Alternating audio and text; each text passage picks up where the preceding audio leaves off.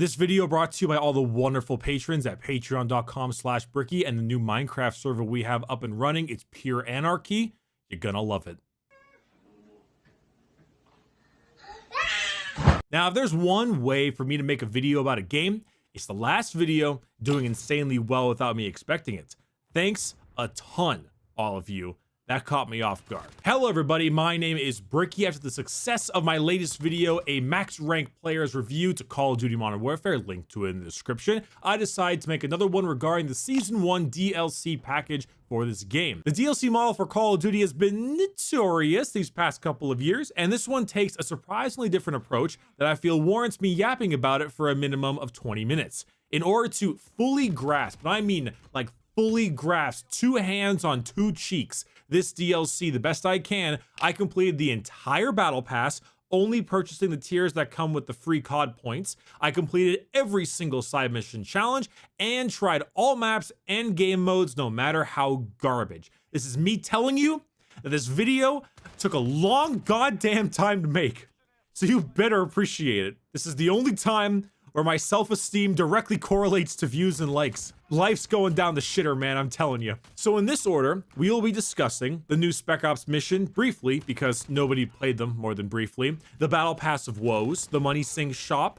the Fat Ass and Spooky Mask, definitely not a G36, the old, new, and in between maps, why Cranked is the best thing ever, and a discussion on Shoot House and Shipment 24/7. So unlike most Modern Warfare players, let's start moving with our first topic. Briefly touching on SpecOps, they suck still. The new ones are still mediocre and boring, and they added quote-unquote classic SpecOps using a star system. Only one problem? These classic SpecOps are still extremely long, difficulty locks to veteran plus for some reason, and completely miss the point of what SpecOps is. SpecOps are missions you can speed run in less than a minute. It's Mile High Club, it's that favela juggernaut mission, it's fast arcade, I say, gameplay.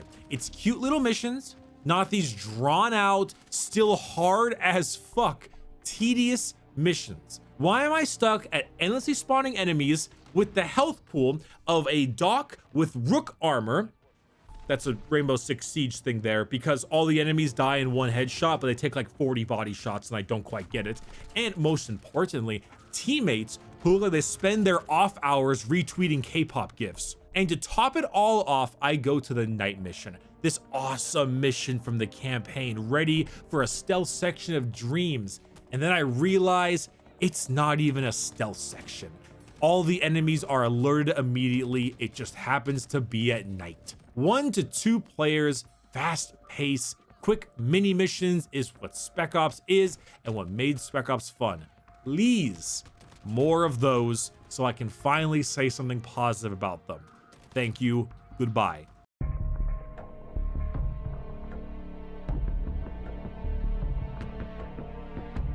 Infinity Ward stated that for Call of Duty Modern Warfare, all game modes and maps will be free. They will simply be added to the game, and the game modes will be added and rotated around randomly to keep things interesting.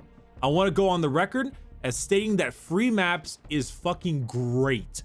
Maps are hard to make. It takes an insane amount of time as both designers and artists work like mad to get this stuff out there. So in response to this, we got the Battle Pass to make up for what was the old school map pack costs. The Modern Warfare Battle Pass is a free and paid version. And when you look at it from just this part, it is already 1,000,000 times better than the hot steaming load of fermented cheese that was Black Ops 4's pass. You wanna know why? Because both the guns are in the free tier. Not only are they free, they are at levels 15 and 30 out of 100. Not 50 and 100 like the slimy, unshaven scrotum that Black Ops 4's pass. So already this pass is much better. The paid version of the pass is $10, and the pass itself will make back the equivalent of $13 worth of COD points, which isn't paying for itself because it's digital income, but it does allow you to put it somewhere else at some point if you wanted to. Also, so many things that you think will go wrong just haven't yet. Buying the pass does not affect earn rate. XP is factored into the pass instead of just game time, and challenges are factored into it as well, which slightly helps the XP problem. So what's the catch? Well, it's a bit of a two-parter. On one hand, it takes absolutely forever to complete this stupid thing. Something like over 60 hours of in-game time to finish the entire thing. 2.5 full days for one season.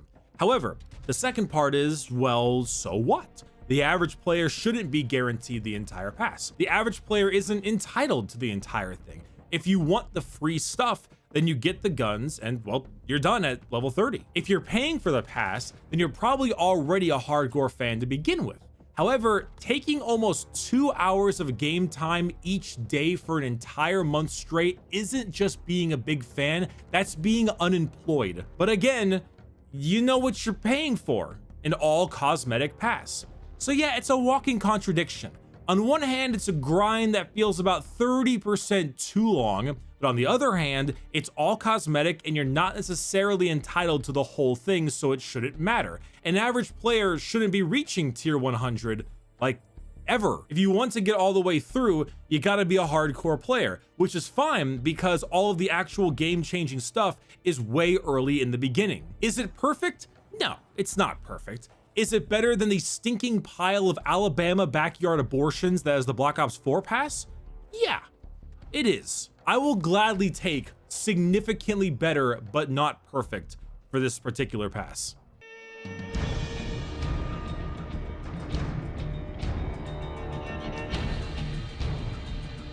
The store itself is also a bit of a mixed bag, but it's easier to talk about. Some of the stuff in the store is really great, looks amazing, has some awesome artwork, adds a bit of more flair to the game. Some of it just looks like shit. Luckily, the shit ones cost very little. It's almost like they know it kind of looks like shit. The problem is the prices. The prices are ludicrous. It can be over $20 fucking for 2 fancy gun skins, an operator skin, and a goddamn watch. $20 for skins for guns you may or may not use. For one of the 16 of something operators, and I don't even get a goddamn Rolex to show off to Jeff from accounting. Honestly, your best bet is if you really want one of these, you can buy maybe one of them, but honestly, they're not necessarily something that you're gonna be super sad that you leave without. For instance, I bought this pack. I didn't care much for the operator skin, but I like the guns, the watch, and most importantly, the calling card. Oh yeah, that's good shit. That doesn't hold a candle. It's my favorite Infinite Warfare calling card though. Oh yeah. 2 new operators were added to this game. The good one and the not good one. Nikto, which I believe means nobody in Russian, or something like that. He's your regular edgelord who looks like he should be playing Hatred. Remember that game? Remember that game? Yeah. I don't either. He kind of feels a little bit edgier for a COD game. He's also like 20 bucks. Skip him. Just skip him. He is definitely not worth it. He doesn't even yell Suka when he gets shot as awesomely as all the other Spetsnaz guys do. No Suka, no Baya. Mara, on the other hand, much better. The Venezuelan national has far more character to her, and let's just say the Bolivar ain't the only thing inflating over here. No, but honestly, the character is much better. Tattoos look great. The tattoo artist needs a raise. Gives them a lot of character, and the voice actor does a great job. Kind of reminds me of Siege or For Honor, where the characters speak in their native languages, and it just sounds that much cooler. You get that feeling a lot when you play Mara. You're next, desgraçados. Jesus Christ. Okay. I just found out that Mara is actually modeled by like a real person. Her name is Alex_Zedra on Twitter. She streams and seems to have a lot of stuff about like firearms and is generally a big COD fan. And I just said the character makes my dick inflate like the Bolivar. God damn it, Bricky. You're such a gentleman.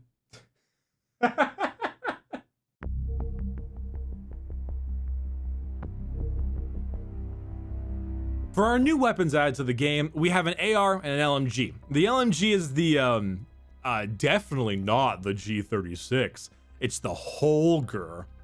The Holger. It's a long G36. With the right attachments, it can be a G36 or G36C. It is reliable, fun to use, effective, not too inaccurate, and not too rough on the fire rate either. It's a wonderful piece of white bread with butter and jam, but like good jam. Nothing like Denny's shit, like your mom's homemade jam. It's good stuff. Now the Ram 7, aka definitely not the Tar, is a pretty fun gun too. It's my kind of gun. Fires fast, wildly inaccurate, but with good recoil control, solid attachments, it can kill extremely quickly. It's a blast to use. Nothing overly fancy or weird about it, but I love the look and I love the killing power. And the final blueprint you get at the end makes it look like something out of Star Trek. Not Star Wars though, because it doesn't have mentally damaged Raylo fans attached to it. Honestly, these two guns are pretty fun to use. They're pretty fun to shoot. Just overall, they're good additions to the game. They just lack a little bit of character. I think this is simply a problem with Modern Warfare in its own right, where all your guns kind of have to seem, you know, like actual guns. You can't have all the crazy stuff that you see in all the other Call of Duty games, so they lack a little bit of character. However, all they have to do is add the crisp vector into the game, and once the vector's in, I'm sold. Best game of the year.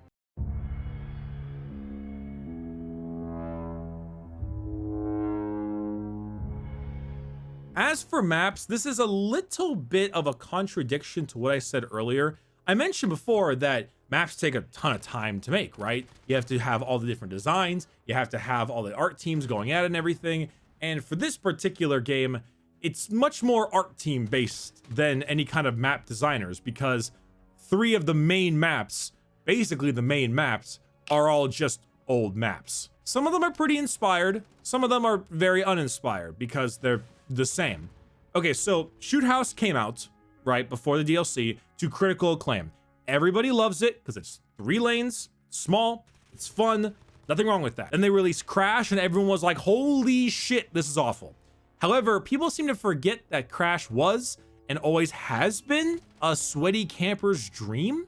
That little spot over the dumpster always had somebody. A 3-story building always had somebody. The houses and roofs of the spawn always had somebody. This isn't new. It's just a little worse because mounting exists. So you take all that stuff and then you add no recoil to it. So yeah, it's a pain in the ass. But after the first week, it kind of wore off. It became better. People understood the map more and started taking a little bit faster. And honestly, Crash plays better than 90% of the base maps. So I'm okay with it.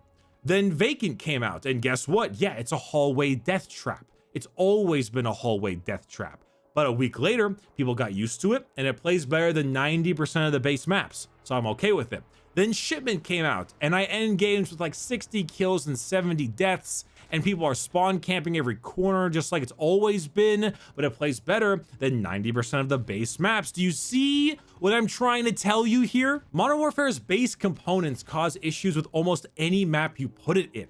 ADS speeds, time to kill, mounting, all make the game just naturally slower, so any map will suffer from its inherent problem. However, the maps they just added, the old school COD 4 maps by design, work better than their new ones. I mentioned it in my main review, those 3-lane maps are not a bad thing in their own right, and with the exception of something like Shoot House, I'd much rather play all the other COD 4 maps in the game than any of the base launch maps. But it doesn't mean it's all I want. I got 3 OG maps back, cool. I like Crash, I like Vacant, I like Shipment. Now I like to see some new stuff. Let's see some of your new 6v6 maps. I'll be waiting. Hopefully we get some new kind of cool shit coming up. As for gunfight maps, I have only a little to say about them. They're actually pretty great. They're all tiny, fun little zones that have nice design and some nice visuals too. I like literally all of them. That's also just because gunfight is easier to balance than Pong. Side flipping the same guns 2v2, please. Chess is more imbalanced than gunfight and just as sweaty. Finally, that leads me to my most played mode, Ground War. The new map, Port of Verdinkel, is smack dab in the middle of all the Ground War maps. I like it less than Quarry, more than Farmland, and about on par with Big Tower map. It's a bit too open, and I wish spawn killing people spawning at A wasn't so easy, but it's a fantastic map to get mounted kills on, and there are plenty of close quarters areas as well as sniper points for all types of play. Could use a bit more cover and maybe open up C a little bit more, but honestly, it's better than tanks on the hill or snipers on the hillside. That's all I need.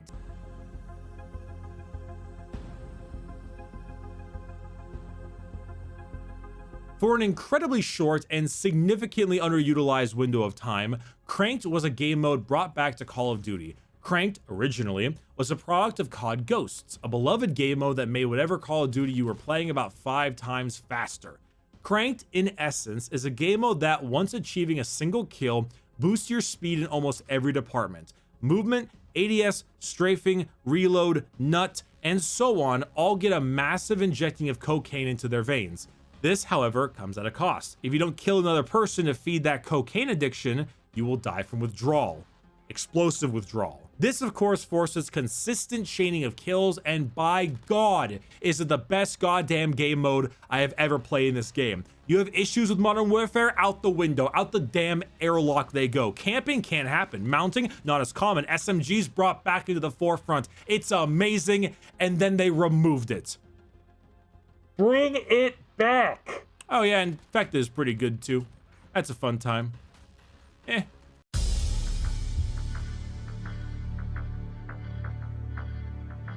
Now that we are done with almost the entirety of the first season, I want to talk about Shipment and Shoot House 24/7. These maps are, well, fine. You know, Shoot House is pretty great and Shipment is a cluster. But there stands to be a slight problem with this. If I recall, Shoot House 24/7 housed 25% of the entire player base when it was active. 1/4 of the player base was playing the same map over and over and over again because it was small, easy to do challenges, and significantly better than the base maps. Now Shipment is here, and I don't know the stats for Shipment 24/7, but as well we all know, it's a pure fucking mess.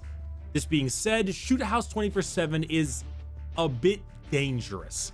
The map is a little too good, and the mode blends everything together too well.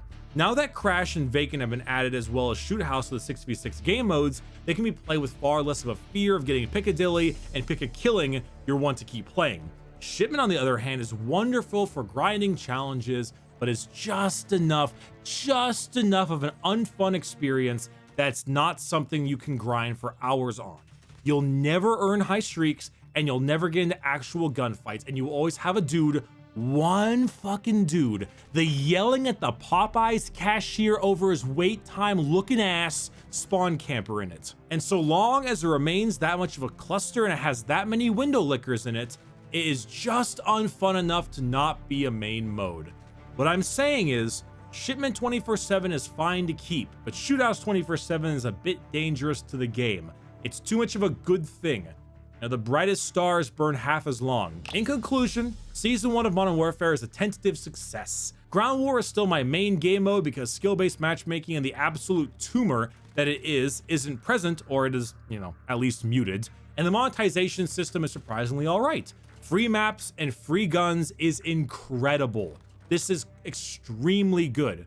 Sure, the prices are higher than they should be for the store, and the battle pass is quite the grind, but those are more easily ignored if you simply just don't care about them. This is probably the best monetization system we've ever had for Call of Duty.